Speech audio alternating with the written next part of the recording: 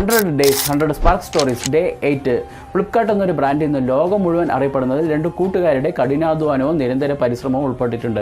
ഈ സച്ചിൻ ബെൻസാലും ബിന്നി ബെൻസാലും ആമസോണിൽ വർക്ക് ചെയ്യുന്ന സമയത്ത് അവർക്കൊരു ഐഡിയ തോന്നുകയാണ്. ഇവരെക്കുറിച്ച് പറയുകയാണെങ്കിൽ ഇവർ IIT പഠിക്കുമ്പോൾ തന്നെ ഉറ്റ ചങ്ങാതിമാരായിരുന്നു. ഇവരുടെ ഐഡിയ എന്താണെന്ന് ചോദിച്ചാൽ ആമസോണിനെ പോലെ ഒരു ബ്രാൻഡ് ഇന്ത്യയിൽ എന്തുകൊണ്ട് തുടങ്ങിക്കൂടാ എന്നതായിരുന്നു. അങ്ങനെ അവർ ആമസോണിലെ ജോലി റിസൈൻ ചെയ്തിട്ട് 2007 ബാംഗ്ലൂരിലെ ഒരു അപ്പാർട്ട്മെൻറ്റിലെ റൂം വാടകയ്ക്കെടുത്ത് ഫ്ലിപ്കാർട്ട് എന്നൊരു പേരിടുകയാണ് ആ സംരംഭത്തിന്. ആദ്യമൊക്കെ ഫ്ലിപ്കാർട്ട് എന്ന് പറയുന്നത് ഓൺലൈനായിട്ട് ബുക്കുകൾ വിൽക്കുന്ന ഒരു സംരംഭമായിരുന്നു. അങ്ങനെ ധാരാളം ഓർഡറുകൾ വരാൻ തുടങ്ങുന്നു. രാത്രിയൊന്നും പകലൊന്നും ഇല്ലാതെ ആ 2 ചെറുപ്പക്കാരും കൂടിയിട്ട് അവരുടെ സ്കൂട്ടിയിൽ അവരുടെ ഓർഡറുകൾ കൃത്യസമയത്ത് കൃത്യമായി എത്തിച്ചിരുന്നു. പിന്നീട് ആ ഒരു സംരംഭം ഫ്ലിപ്കാർട്ട് വളരാൻ തുടങ്ങുകയാണ്. ഇന്ന് A to Z എന്ത് വേണമെങ്കിലും ഫ്ലിപ്കാർട്ടിൽ നിന്ന് നമുക്ക് ലഭിക്കും. ഇതിൽ നിന്ന് നമുക്ക് അറിയേണ്ട കാര്യം എന്തെന്ന് വെച്ചാൽ, നിങ്ങളൊരു ബിസിനസ് തുടങ്ങാനെന്നിരിക്കട്ടെ, ചെറുതോ വലുതോ എന്തുമായിക്കോട്ടെ, ആ ബിസിനസ്സിൽ മുന്നോട്ട് വെച്ച് കാൽ പിന്നോട്ട് വയ്ക്കാതിരിക്കുക. ആ ബിസിനസ് വിജയത്തിൽ എത്തുന്നത് വരെ വിശ്രമിക്കാതിരിക്കുക. പുതിയ വീഡിയോയിൽ കണ്ടുമുട്ടാം.